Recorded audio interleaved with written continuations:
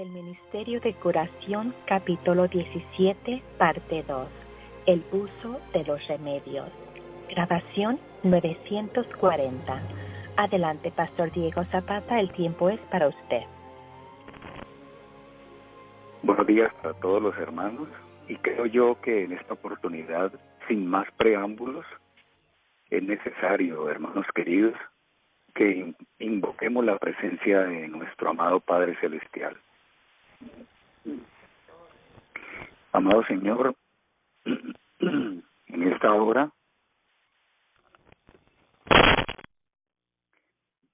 quisiéramos implorar el favor divino para que tu presencia pose delante de nosotros.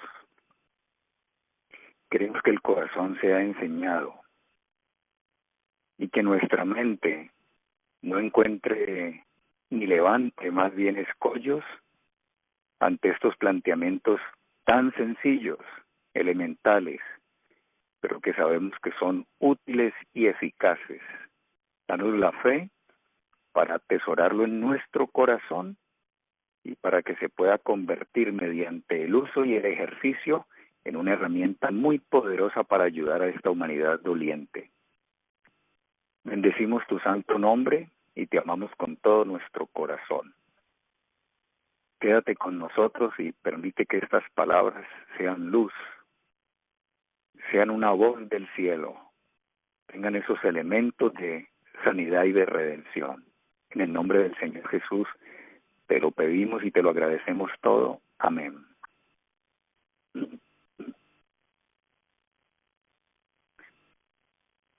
En la parte introductoria del capítulo le dimos curso a la siguiente declaración, que es justamente con la misma que empieza el capítulo. Dice, voy a repetirla, la enfermedad no sobreviene nunca sin causa.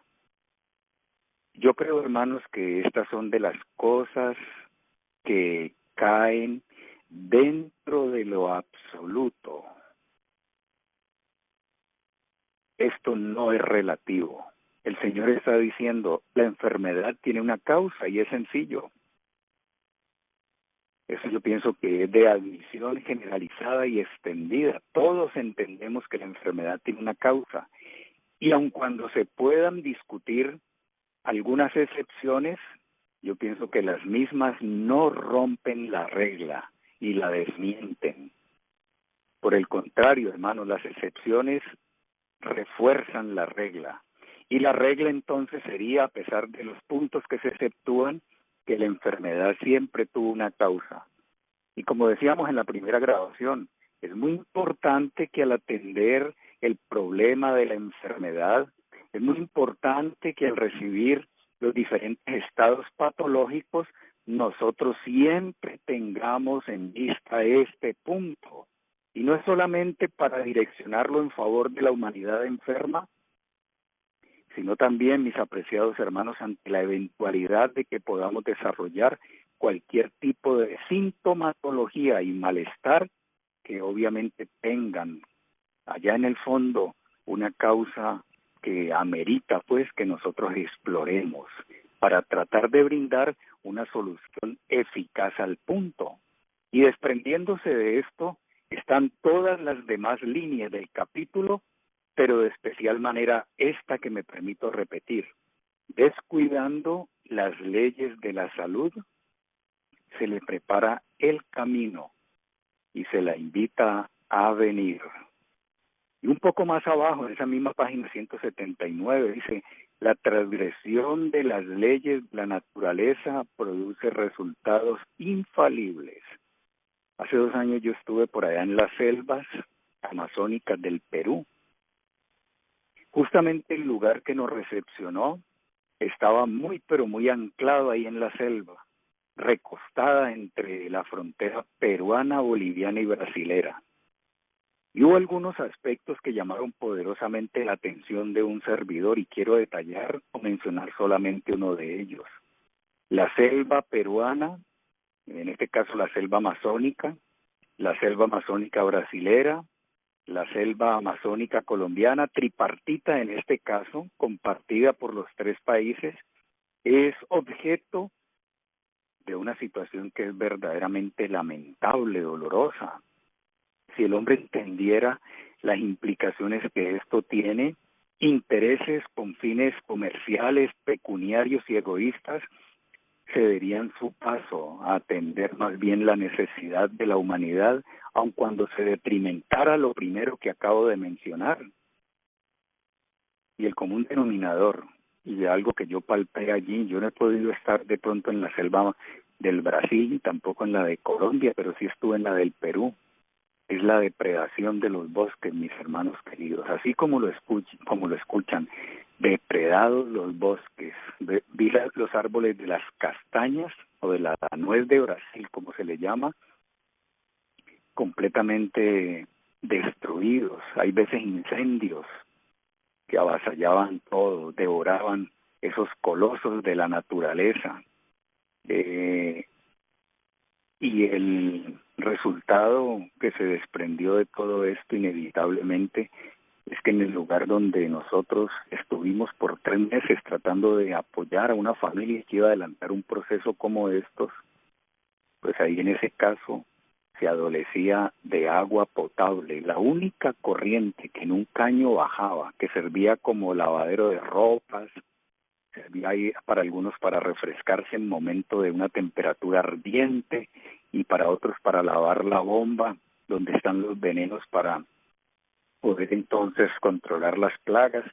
Bueno, y todo lo demás, inclusive las cloacas y los desagües de las cañerías y todo esto parece que se vertían en ese sitio y el agua definitivamente no era potable. Mucho calor, selva completamente devastada, completamente depredada, automotores de esos de tráfico pesado, automotores pesados que pasaban permanentemente con los cortes de los árboles y con toda esta cosa para poder comercializarla. Y yo miraba, hermanos, cómo esa triste realidad nos dejaba a nosotros a merced de tener que estar comprando agua cuando deberíamos ser objetos beneficiados en un sitio tan privilegiado en medio de los bosques y todo eso, pero eso desapareció. Los recursos naturales hoy por hoy son perecederos. Y entonces es justamente esta situación que el hombre ha tomado la iniciativa de contrariar las leyes de la naturaleza y abrogar las mismas y pisotearlas, lo que ha producido resultados infalibles. De manera que nosotros podemos de la misma forma concluir en lo que respecta a la naturaleza del ser humano, en lo que respecta a la salud de nuestro cuerpo, en lo que respecta a todo lo que tiene que ver con la economía del alma. Una violación de una ley trae consigo una penalidad y sus resultados dolorosos. En muchos casos nos toca a nosotros que enfrentar no son sino la consecuencia apenas de algo que realmente estamos haciendo en contra de la voluntad de Dios y de las mismas.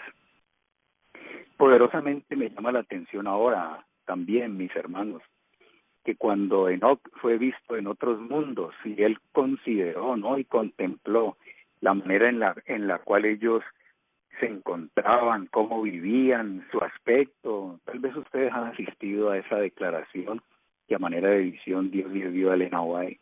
Él quedó sencillamente impresionado y cuando se acercó a uno de sus interlocutores a preguntarle cuál era la razón, esto debe para nosotros invitarnos a una reflexión. Se le contestó: hemos vivido en estricta obediencia.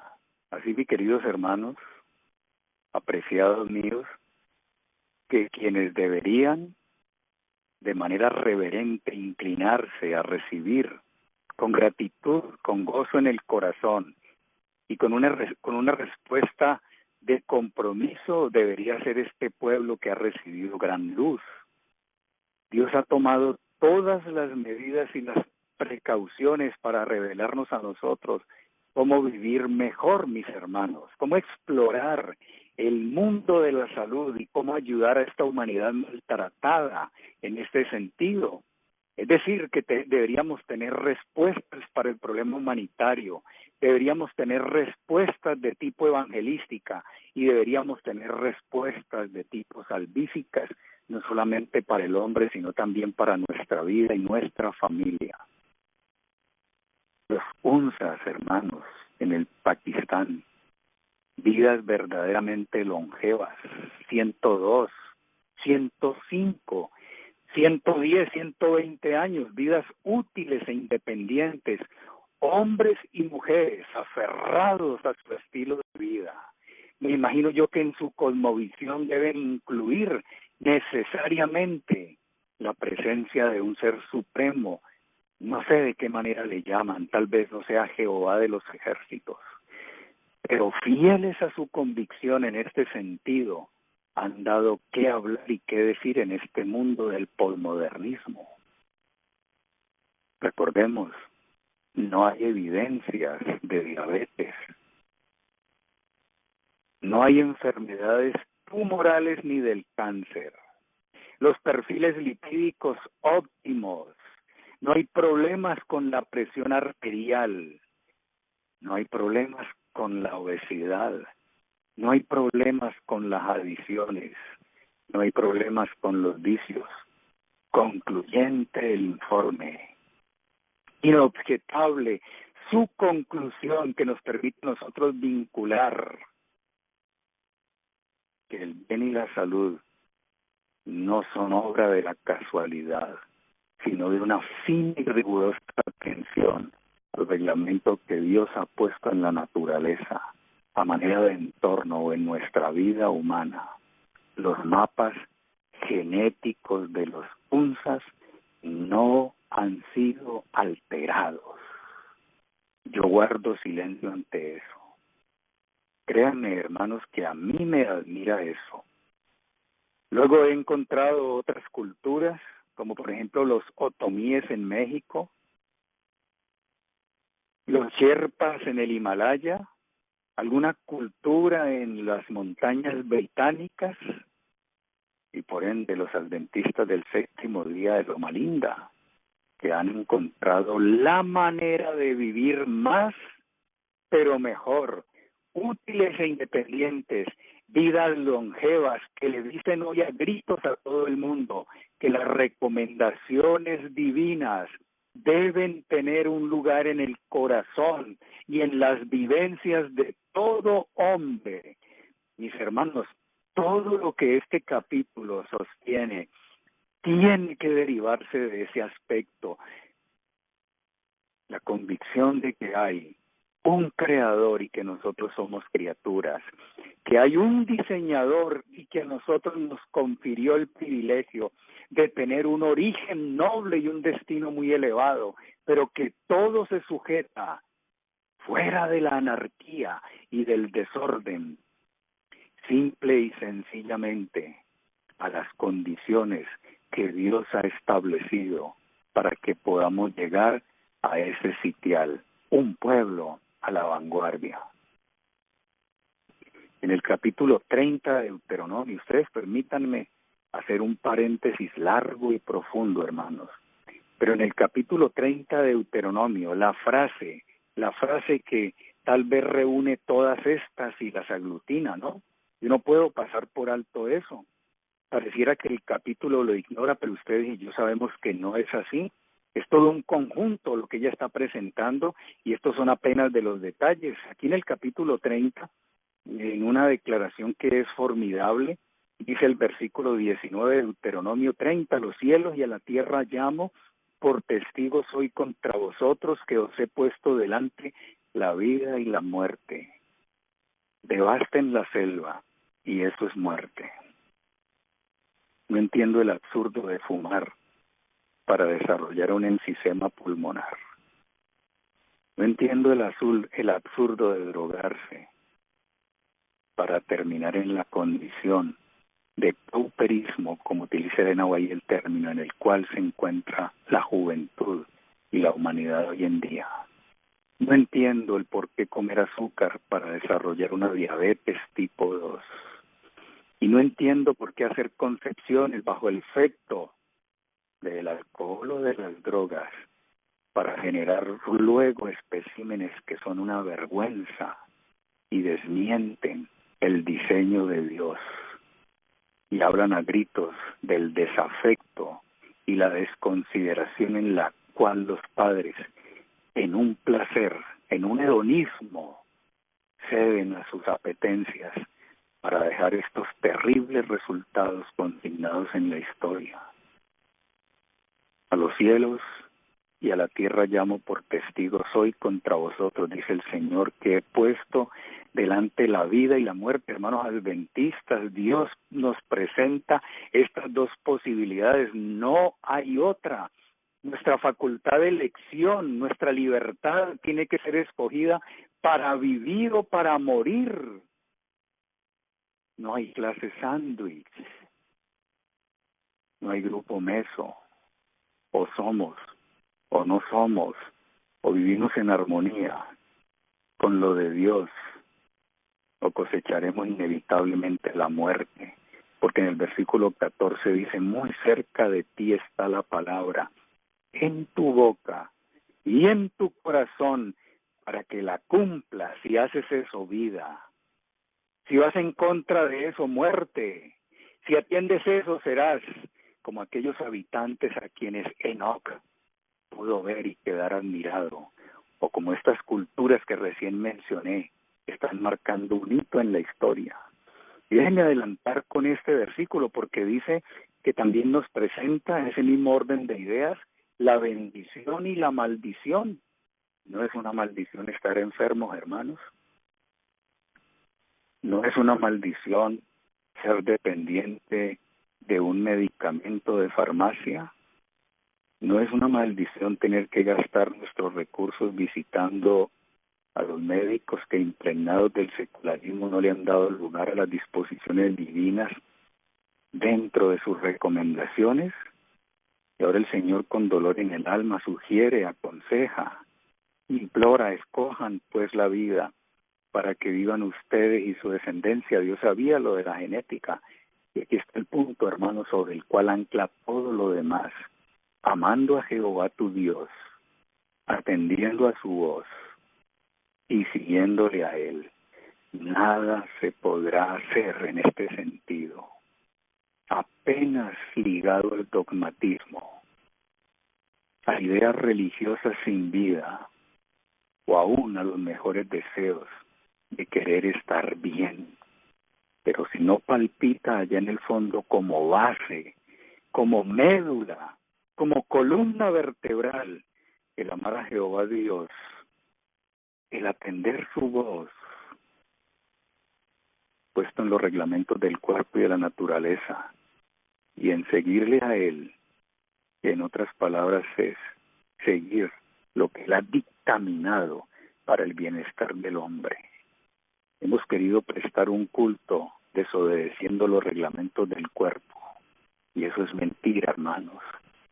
El hombre que no atiende los reglamentos que Dios fijó en su vida, simple y sencillamente por la complacencia o por la ignorancia, yo no sé, hermanos, yo levanto un gran signo de interrogación acompañado de un signo de admiración, dependiendo de la manera como tú quieras concluir esto. Pero la Biblia es inobjetable cuando concluye este punto, diciendo, porque Él es vida para ti y prolongación de tus días aquí en la tierra y luego en el más allá. ¿Queremos vivir vidas longevas? Por favor, hermanos, no olvidemos que todo se sujeta a cosas muy sencillas, como las recomendadas en este capítulo. La enfermedad siempre tiene una causa. El bienestar también tiene su razón de ser. ¿En qué grupo queremos estar? ¿Dentro de los adoradores tipo Abel o dentro de los adoradores tipo Caín? Pero déjenme decirles que obediencias parciales no alcanzan y terminaremos cosechando según la estructura de la vida, en la ley de la siembra y la cosecha, pues lógicamente lo que hemos plantado. Un paréntesis para ir a la página 180 y considerar que dentro de los tantos errores cometidos, por ejemplo, me refiero a los de vida comunitaria, sin denostarlos a ellos, sin denunciarlos y sin señalar simple y sencillamente para que ustedes vean que en esta metodología del ensayo y en el error en el cual nosotros nos hemos metido, se cometen muchos errores y tenemos que aprender a partir de eso. Pero he visto a menudo como en la propuesta alimentaria de un día hay una exageración en las fuentes de los carbohidratos. Entonces se puede servir tranquilamente en un almuerzo 3 fuentes distintas de carbohidratos, imagínense eso. Luego tenemos a las personas bajas de energía, con mucha pesadez y con mucho sueño, y en el peor de los casos, con los valores de glicemia en sangre elevados en ayunas, potenciales diabéticos tipo 2. Y cuando nos acercamos a la mesa para comer papas, si es de nuestro gusto, no nos interesa la recomendación de que sean tal vez 2, máximo 3, de un tamaño mediano hacia pequeño, sino que queremos hartarnos porque es el plato de nuestra preferencia. Claro, la complacencia da el traste con todo eso, y el resultado indiscutiblemente va a ser que los islotes del Langerhans, del páncreas, van a experimentar una fatiga que luego se tornará crónica e indiscutiblemente dejarán de producir, o en el mejor de los casos, el volumen y la producción de insulina no alcanzará a atender las requisitorias de la célula para poder distribuir de manera óptima y generosa la glucosa hasta los centros de las mitocondrias, donde se procesan como molécula de la energía. Así que se deprime totalmente el sistema. ¿Y cuál es la razón de eso? ¿Cuál es? Bueno, una inoperancia en nuestra manera de actuar, con la buena intención de que siendo vegetarianos, entonces simple y sencillamente estamos brindando las condiciones, pero tenemos que ser cuidadosos en este respecto. 180. Dice, la intemperancia, tercer párrafo, mis hermanos, la intemperancia en el comer, que es a lo que me estoy refiriendo, es lo que le podríamos llamar un apetito hedonista. Un apetito hedonista. Es decir, se come por placer y no por principio. Preguntémonos, ¿convicción, principio o preferencia, conveniencia, complacencia y autogratificación? Pero los resultados se dejarán sentir. Me da mucho pesar tener que reconocer que esto es de pocos también. Pero la intemperancia, mis hermanos, no debemos olvidar esto. La intemperancia en el comer es a menudo causa de enfermedad. No nos alicoramos, pero tenemos un hígado congestionado, con hígado graso, y en el peor de los casos hasta con cirrosis, como si fuésemos alcohólicos. Yo no sé cuántas combinaciones de alimentos que no son apropiadas podemos estar haciendo. En esto hay que ir aprendiendo, ¿no? Como les dije ahora, por ensayo y error. Y ir ajustando, pues, si no tenemos otra manera de hacerlo, no debería ser así.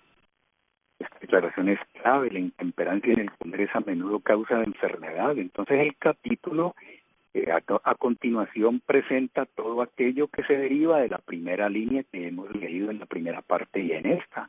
Y por supuesto, también desliza ciertas recomendaciones que tienen que ver con nuestro estilo de vida. Aquí viene la primera. Lo que más necesita la naturaleza es ser aliviada de la carga inoportuna que se le impuso. Pónganle mucho cuidado a esto. En muchos casos de enfermedad, ¿siguen?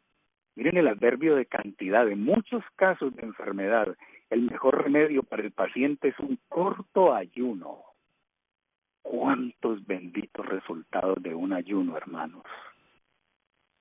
¿Cuántas personas con un reflujo gástrico, por decir algo, con una dispepsia, con un problema estomacal, simple y sencillamente por eliminar la tercera comida o hacer un ayuno de un día, podría sentir y concluir que sus órganos digestivos se encuentran en mejor condición, sin fármaco ni medicamento de esta especie, solamente mediante un ayuno? Esto hay que experimentarlo para llegar a ver la virtud que tiene, mis hermanos, pero yo veo en nuestros centros de salud cómo llegan los diferentes enfermos, ¿no? Diferentes patologías, y cómo se les somete al asunto, hermanos. 1, 2, 3 días, para algunos es una carga muy pesada, comienzan a bajar de peso de una manera acelerada, comienzan a mejorar casi que con vértigo, comienzan a sentirse mejor, la pesadez mental comienza a desaparecer, tienen una predisposición ahora para sentarse a escuchar lo del Señor, el ejercicio se tornó para ellos una apetencia, algo que no pueden desplazar, y cada una de esas sencillas formulaciones que están dadas sin dinero y sin precio a partir del corazón amante de nuestro Dios, que pueden tener como formidable punto de partida el ayuno, se les convierte en una bendición. Así lo hagan inicialmente a regañadientes, luego de empezar a encontrar que toda esa carga que traían y que emocionalmente los afectaba ha comenzado a ser sustraída y a desaparecer. Consecuentemente, llegar a la conclusión que han encontrado un portador de cargas y alguien que los quiere y los ama con amor redentor. Eso es una cosa tremenda para el ser. Elena White sigue diciendo aquí que omita 1 o 2 comidas para que descansen los órganos rendidos por el trabajo de la digestión. Muchas veces seguir durante algunos días una dieta de frutas ha proporcionado gran alivio a las personas que trabajan intelectualmente, y un corto periodo de completa abstinencia seguido de un régimen alimenticio sencillo y moderado ha restablecido al enfermo por el solo esfuerzo de la naturaleza. Bendito sea el Señor, hermanos, porque Dios no quería que nadie se enriqueciera a partir ni a expensas del drama de esta humanidad. Conseguir un estatus, hermanos, a partir de un título y luego de una medicación química y posteriormente, hermanos, sin la ética y sin el escrúpulo, eso es un delito ante los ojos de Dios. Entonces, Dios no quería eso, Dios no quiere eso de ninguna manera, y que su pueblo esté enfermo. Yo sé, hermanos, que esto tiene excepciones, repito. Yo sé que hay situaciones muy profundas desde el punto de vista patológico que no se podrían atender así. Pero estas recomendaciones nunca estarán de más. Siempre serán factores coadyuvantes para que la naturaleza trabaje y se reponga.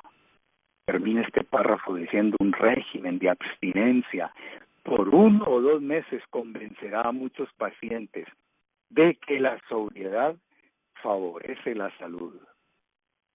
Punto siguiente. Al final de esta grabación tengo algunas otras declaraciones de Elena White que no se encuentran en este capítulo, pero que haríamos bien en considerarlas si el tiempo nos favorece en este sentido. Al final de la página 180 da otra causa de la enfermedad. La primera fue intemperancia en comer, podría ser una. La otra puede ser porque algunos se enferman por exceso de trabajo. Aquí hay intemperancia, pero en otro sentido. Y viene la recomendación, más que centenaria, ¿no?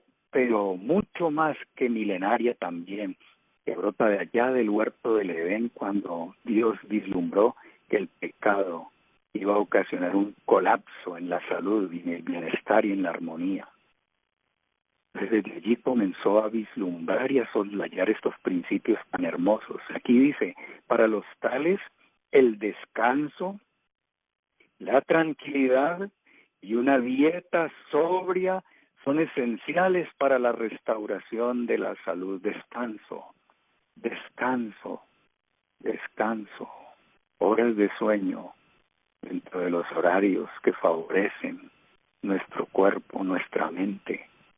La vida onírica debe ser atendida. Deberíamos entender, apreciados hermanos, que todo aquello que se recogió por todo lo, digamos, desde el punto de vista sensorial, todo lo que entró a manera de información a través de nuestros sentidos, lo expreso mejor y más organizado, solamente se podrá elaborar y procesar en los momentos en que tú y yo dormimos.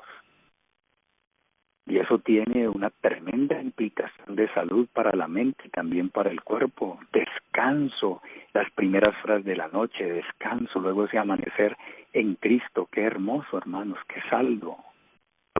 ¿Y qué me dicen del descanso del séptimo día? Si rompemos lo del reloj biológico y afectamos lo que tiene que ver con los ritmos de cada día, circadianos, recuerden, y los que gobiernan o controlan los estados de vigilia y descanso, si hay trastornos en el sueño, hermano, por alguna razón, no hay regularidad, no se atiende esto por lo que sea, eso va a repercutir en la vida cotidiana del individuo desde algunos puntos de vista. Voy a mencionar solamente 3. Desde problemas de concentración hasta irritabilidad, pasando por esta y llegando inclusive hasta estadios de depresión y aspectos emocionales profundos, solo por desatender ese aspecto. Y recientemente la ciencia ya ha estado metiendo mano a esta cuestión de los ritmos de cada día circadianos, repito, pero ahora han encontrado que no solamente hay ciclos en este aspecto que controlan la fisiología y todo lo que tiene que ver con el cuerpo y que se suceden cada día, cada 24 horas, sino asómbrese si no había escuchado esto, hermano. Cada 7 días, conforme a la semana de la creación, trabajes 6 días y descanse el séptimo, no el primero, no el quinto, no otro día, tal como Dios lo hizo, pensando en aspectos que escaparon a la ciencia por mucho tiempo, pero que tenían que ser abordados por la familia de la fe, justamente por fe, en brazos de la fe. Descanse el séptimo día.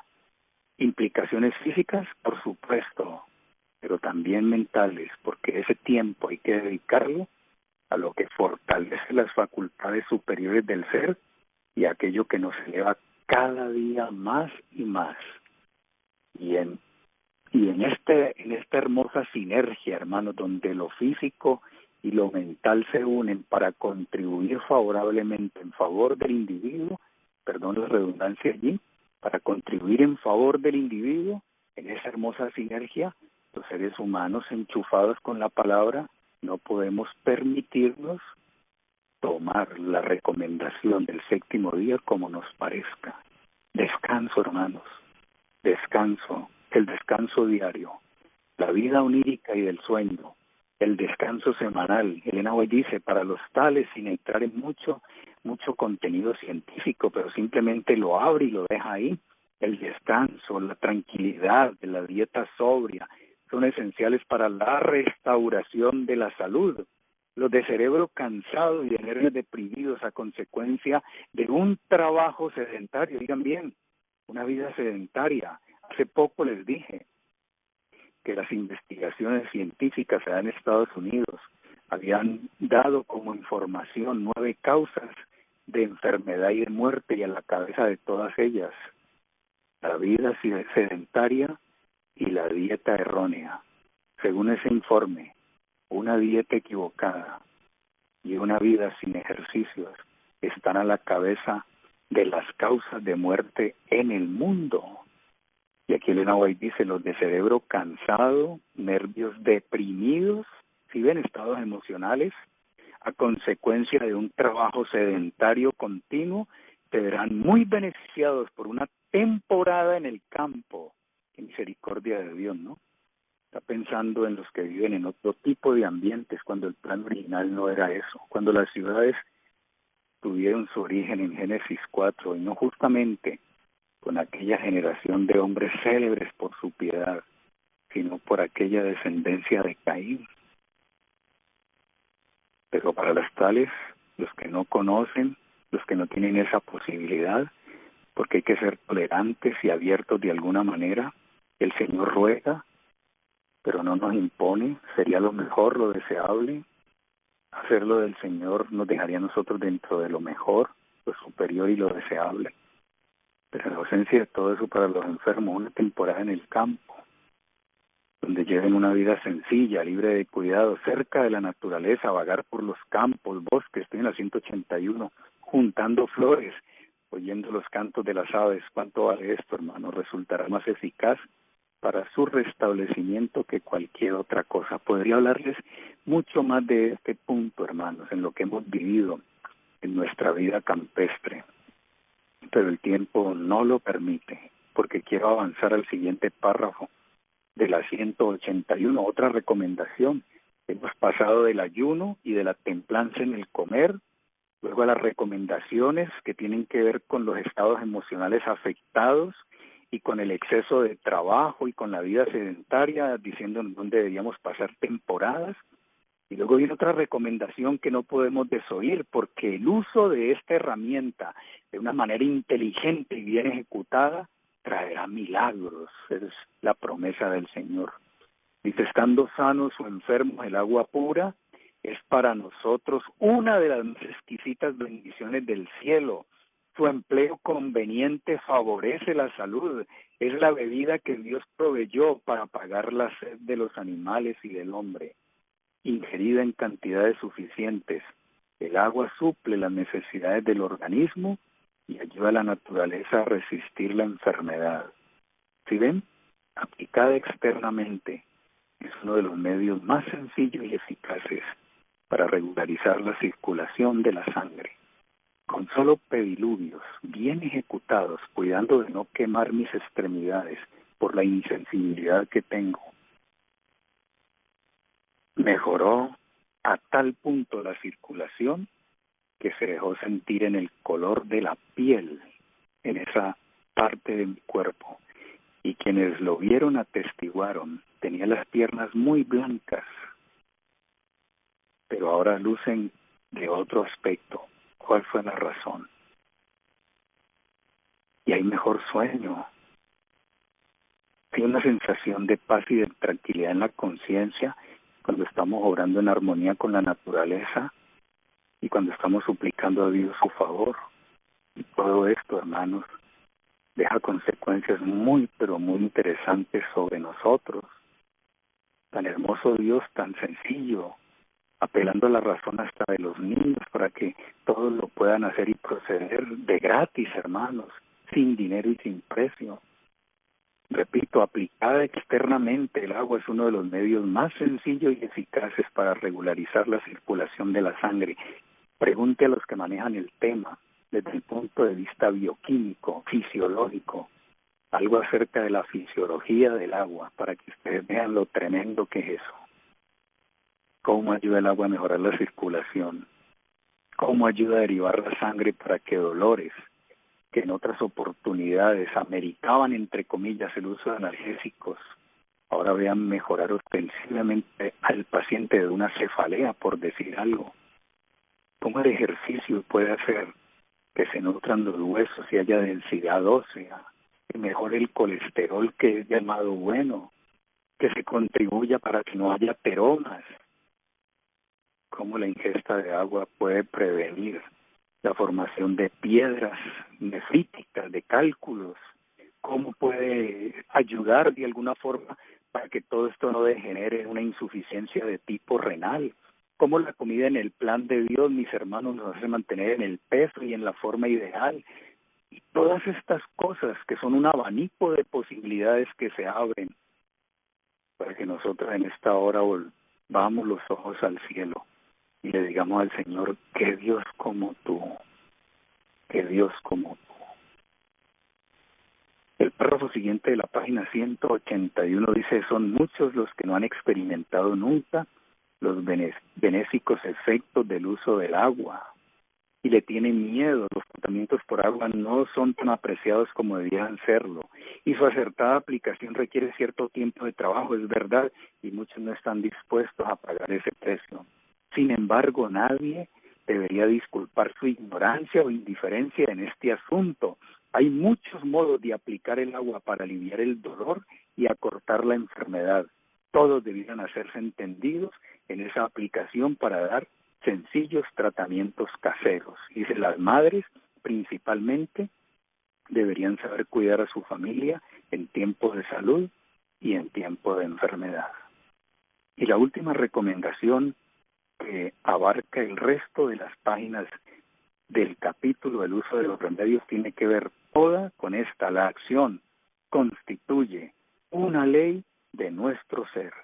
Cada órgano del cuerpo tiene una función señalada, y aquí empieza entonces a desarrollar la idea de la necesidad de la acción y del ejercicio. El no a la inacción, el no a la inactividad, el no a la vida sedentaria. En la página 182 dice: la inacción es causa fecunda de enfermedad. El ejercicio aviva y regula la circulación de la sangre, pero en la ociosidad la sangre no circula con libertad ni se efectúa su renovación tan necesaria para la vida y la salud. Y salvando las líneas más abajo, en la 182 dice: los hábitos estrictamente templados, combinados con ejercicio adecuado, darían vigor mental, físico a todos los intelectuales y los harían más resistentes. Y en la 183 dice: el ejercicio es provechoso, última parte, al dispéptico, pues vigoriza los órganos de la digestión. Un poco más arriba, casi en la mitad de la página: la inacción es la mayor desdicha que pueda caer sobre la mayoría de los inválidos. Recuerden que en la 182 decía que la inacción es causa fecunda de enfermedades, y aquí lo abrí un poco más diciendo que es la mayor desdicha que pueda caer sobre la mayoría de los inválidos. Y arriba, hermanos, cuando los inválidos no tienen nada en que investir su tiempo y atención, concentran sus pensamientos en sí mismos y se vuelven morbosos e irritables. Al principio de la página quise revertir todo esto, ¿no? Para encontrar con esta declaración: cada uno de nosotros en este momento, el ejercicio al aire libre es el mejor, pero debe hacerse gustosamente y de modo que fortalezca los órganos débiles, sin que nunca degenere en penosa faena.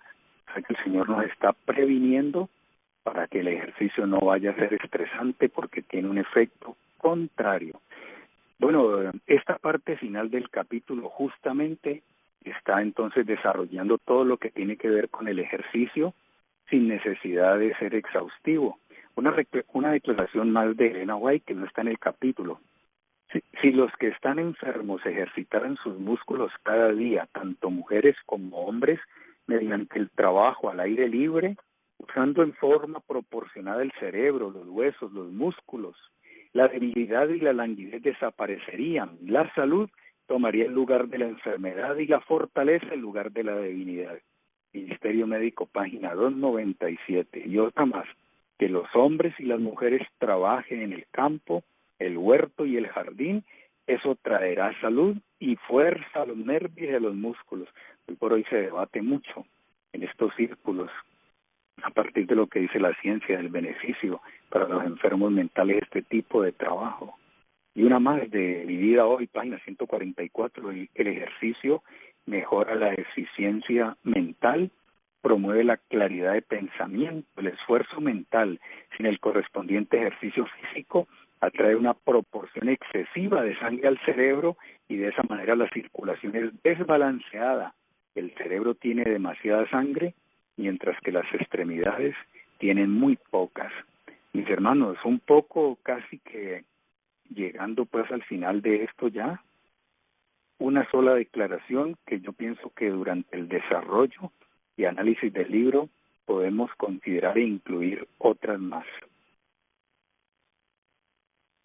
Si los enfermos y los que sufren hicieran cuanto menos lo que saben con respecto a la práctica de los principios de la reforma pro salud en forma perseverante, entonces 9 casos de cada 10 se recuperarían de sus malestares, escribió Elena White.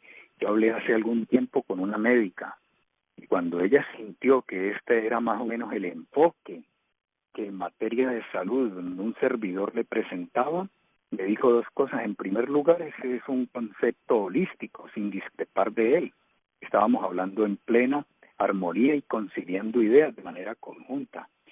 Y en segundo lugar, déjame decirte que la ciencia ha concluido que cerca del 50 o 60% de las enfermedades se pueden tratar exitosamente con solo cambio de alimentación. Hace años esa médica en la ciudad de Popayán me dijo eso. Yo no conocía exactamente la declaración de Elena White que acabo de mencionarles a ustedes.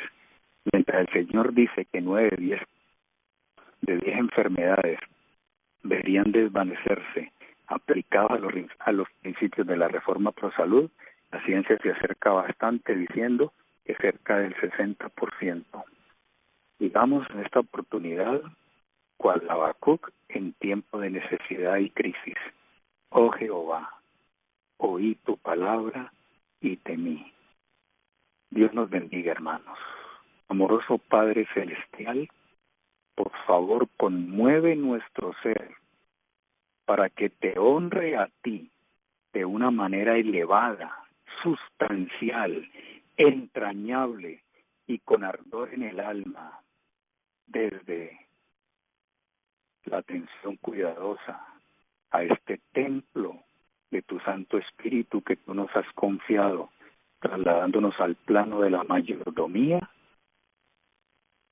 y dándole a esto el punto más práctico de la religión. Perdónanos si hemos fallado y ayúdanos a no ser como el grueso del pueblo, Señor, del mundo, sino a distinguirnos de tal manera que podamos entonces colaborar contigo en la salud y en la salvación de este mundo. Gracias por tu palabra y gracias por este grupo de hermanos que cada día se aligeran para poder llegar a estudiar, a ponerse en sintonía contigo y a escuchar estas cuidadosas referencias y recomendaciones que nos harán un pueblo que sea verdaderamente luz.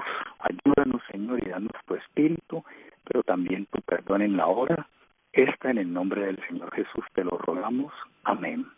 Amén. En primer lugar, muchas gracias a Socorro, a Grace y a Romero y las 3 hermanas que en esta oportunidad han participado, han brindado su saludo y 2 de ellas su interrogante, pues que de alguna manera se encuentran, ¿no? ¿Cómo hacer, en el primer caso, decía Grace, para avivar a un pueblo, a ese sentido de misión, a esa actitud de compromiso solidario, a que nos movamos para decir presente en medio de los desastres y de todo este problema de tipo humanitario que la humanidad está hoy por hoy viviendo, ¿no? Golpeada y lacerada por eso. Y la hermana Rosemary decía una familia educada en la tradición, ¿verdad? En lo que convencionalmente se nos ha enseñado, cómo aprender a derribar todos esos esquemas, sacarlos de ese molde. Ella ha dicho muy bien, eso es un proceso. Yo quisiera decirle a las 2 hermanas lo siguiente. En primer lugar, no deberíamos, sino por el ejemplo, comenzar este asunto. Imagínense cómo será el corazón dolorido del Padre Celestial que urge sus medidas, sus ayudas y todo lo que tiene que ver con el auxilio divino para esta humanidad y no encuentra respuesta ni eco satisfactorio en la humanidad. Pero alguien tenía que tomar la iniciativa y si no el hombre se pierde. Jesús hizo solo el lagar, dice el deseo de todas las gentes. Se encontraba en una posición muy, pero muy, muy difícil, pisando solo el lagar. Pero cuando vio que si la humanidad en sus principios no cambiaba, realmente todos se perderían, así que eso animó su alma.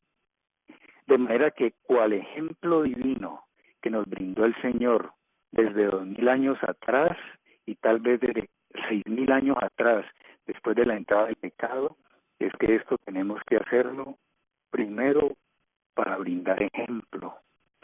Cuando nosotros no desmayemos ni nos cansemos como hizo él. Esa personalidad se proyectará a manera de influencia positiva sobre algunos otros tantos que se dejarán entonces afectar y alcanzar de esa actitud que nosotros tenemos. No podemos bajar los brazos ni la guardia porque no encontramos respuestas. Además hay una cosa que aquí me parece a mí pero muy difícil, pesarosa. Jesús dijo, y no debemos olvidar, hermanos, hermanas en este caso. En primer lugar dijo, la mies es mucha y los obreros son pocos. Tremendo eso. Y en segundo lugar dijo, en otro contexto, muchos llamados y pocos los escogidos. Demostrémosle a la iglesia que yace en la incredulidad y en el sueño de la muerte, pues que nosotros realmente ha amanecido una luz. Y a los familiares y parientes, pues que todavía no logran desafiar sus patrones y todo lo que son los elementos adquiridos en este modelo de la educación de este mundo, pues la consideración, el amor, ¿verdad? Ustedes saben eso muy bien, el servicio, pero una cosa, hermanas, no olvidemos nunca esto, siempre vamos en oración al ser que puede tocar, despertar las conciencias y sensibilizar a los hombres. La hermana hoy dijo, ni los truenos del Sinaí despertarían a este pueblo. Miren todos los desastres que están ocurriendo y ninguno de nosotros se mueve, tal vez. Alguien tiene que hacerlo. Tomemos la iniciativa, mostremos por nuestro ejemplo, no solamente de que esto es eficaz desde el punto de vista físico, sino también en nuestra manera de ser y en nuestra piedad, y tal vez en la hora suprema de sus vidas y en los momentos ulteriores de su existencia, puede ser que le abran el corazón a esta voz y a este clamor del Padre Celestial.